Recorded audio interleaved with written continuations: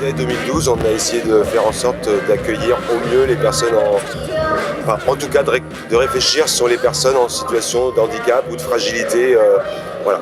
Donc, et chaque année, on a essayé d'étoffer un petit peu l'offre qu'on pouvait faire dans l'idée que le festival devait être ouvert à chacun. Eh bien, moi, en tant que, on va dire, citoyen, je suis en situation de handicap.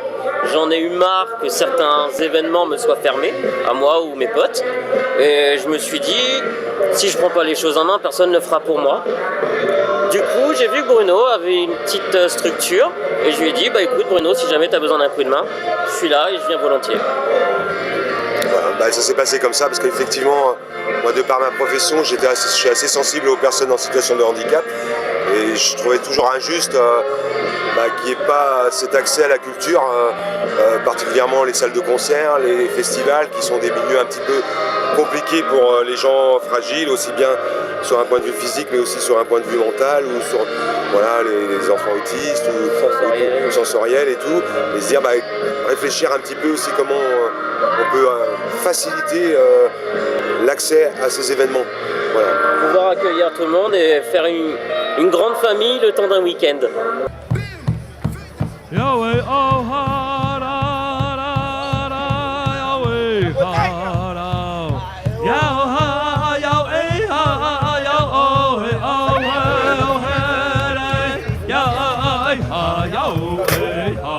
Une association vraiment pour permettre de regrouper en fait les gens pour faire de la sensibilisation innovante, à la fois parce que c'est important sur la partie environnementale, puisque le développement durable pour un festival c'est beaucoup autour de l'environnement, en tout cas dans l'esprit des gens.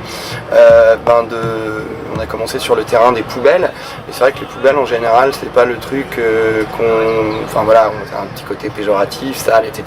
Donc au final nous on pense que ça fait partie de la fête, donc on essaye d'en faire une fête aussi. Donc du coup on a travaillé là-dessus sur les festivals comme les Charrues, les rencontres transmusicales, aussi donc Tribu d'ailleurs, où on met en place depuis les 2 dernières éditions, donc il y a 2 ans, 3 ans, toute une partie en fait d'études de ce que pensent les gens. C'est quoi finalement le développement durable sur un festival? En fait, Tribu d'ailleurs pose la question aujourd'hui, à notre époque, dans plein d'endroits du monde différents, il y a plein de manières de vivre différentes.